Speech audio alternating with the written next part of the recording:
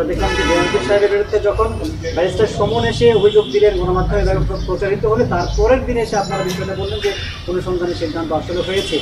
চাপে পড়ে কি দুদক এই ধরনের বিষয়?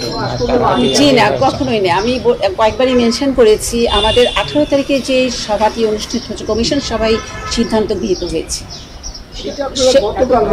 না, আমাদের 18 তারিখেই সিদ্ধান্ত হয়েছে, কিন্তু আমাদের কিছু আপনারা জানেন মিনিটস তৈরি করতে হয়, কমিটি গঠনের একটা অফিস আদেশ করতে হয়, এই কাজগুলি করতে একটু সময় লাগে। এটি আমাদের শাখা থেকে বলে দেওয়া জানতে পারবেন, সংশ্লিষ্ট শাখায়।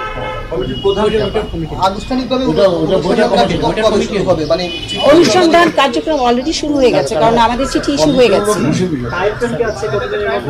এটা আমাদের আইনে বলা আছে, অনুসন্ধান কতদিন চলবে।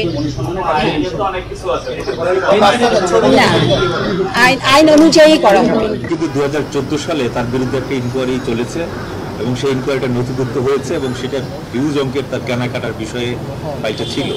আপনি যেটা বলছেন যে এই ধরনের কোনো নজির নেই, আমরা দেখেছি তার বিরুদ্ধে ইতিপূর্বে নথিভুক্ত হয়েছে অলরেডি। এই বিষয়টি ইলেকট্রনিক এবং প্রিন্ট মিডিয়ায় যে সকল তথ্য প্রকাশিত হয়েছে তার ভিত্তিতেই এখন এই কার্যক্রম চলবে।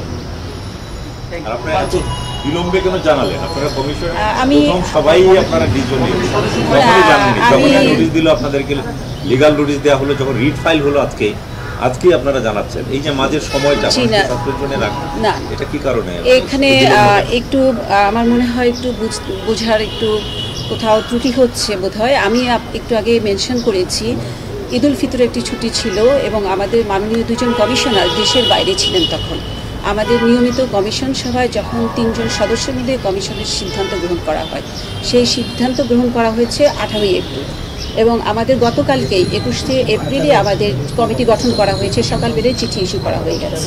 আরেকটি বিষয় আছে আমাদের, সেটি হচ্ছে আপনারা জেনেছেন গত 21 এপ্রিল 2024 তারিখ বিভিন্ন ইলেকট্রনিক মিডিয়ায় প্রকাশিত এবং 22 এপ্রিল 2024 তারিখ দৈনিক সমকাল ও দৈনিক আমাদের সময় পত্রিকায় ঘুষ লেনদেন চক্রে জড়িত দুদকের 2 জন কর্মকর্তা জড়িত রয়েছে মর্মে প্রকাশিত হয়েছে একটি প্রতিবেদন এবং সেই প্রতিবেদন দুর্নীতি দমন কমিশনের গোচরীভূত হয়েছে।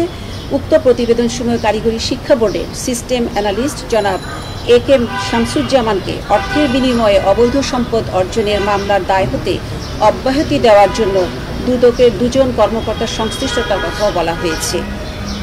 এই বিষয়টির সত্যতা পরীক্ষা করে প্রতিবেদন দাখিলের জন্য একজন পরিচালকের নেতৃত্বে 3 সদস্য বিশিষ্ট একটি কমিটি গঠন করা হয়েছে। আর জনাব শামসুজ্জামানের বিরুদ্ধে যে মামলাটা রুজু করা হয়েছিল সেই মামলাটি অধিকতর আমাদের তদন্তের প্রয়োজন রয়েছে বিধায় একজন তদন্তকারী কর্মকর্তা নিয়োগ করা হয়েছে।